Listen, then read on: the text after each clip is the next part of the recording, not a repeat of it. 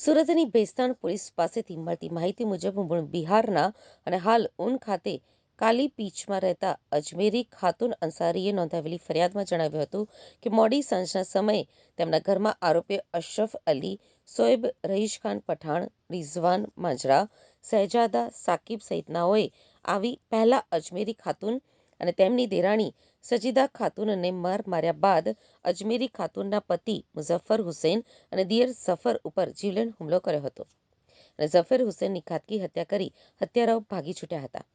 આ બનાવને લઈને ભેસ્તાન પોલીસને જાણ થતાં પોલીસ કાફલો ઘટના સ્થળે ગયો હતો અને લાશનો કબજો લઈ પીએમ અર્થે હોસ્પિટલે ખસેડાયો હતો.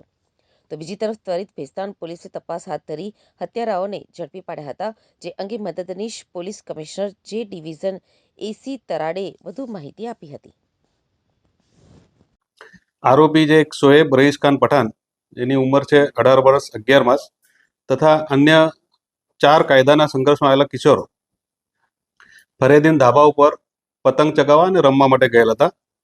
તે વખતે એક કાયદામાં સંઘર્ષમાં આવેલ બાળકે ફરિયાદીના પાણીના કેન ઉપર પેશાબ કરતા ફરિયાદી તથા અન્ય એક ભોગ બનનાર છે એનો જેઠ પતિ તથા મરણજન એનો દિયર જોડે આ કાયદાના સંઘર્ષમાં બાળકોનું તથા મુખ્ય આરોપી શોએબનો ઝઘડો થયેલો. મારામારી દરમિયાન મુખ્ય આરોપી શોએબે મરણ જનાર ને છાતીના ભાગે ગંભીર ઈજાઓ પહોંચાડેલી અને જે ભોગ બનનાર છે એને પણ ઈજાઓ પહોંચાડેલી અને એક મર્ડરનો બનાવ પામેલ. એની સૌપ્રથમ જાણ કંટ્રોલ રૂમમાં થતા ભેસ્તાન પોલીસ, જીઆઈડીસી પોલીસ તાત્કાલિક એક્શનમાં આવેલી, સ્થળ વિઝિટ કરેલી. મેં પણ જાતે સ્થળ વિઝિટ કરેલી સાંજે અને ફરિયાદીની ફરિયાદ લઈ કાયદેસરની કાર્યવાહી કરી.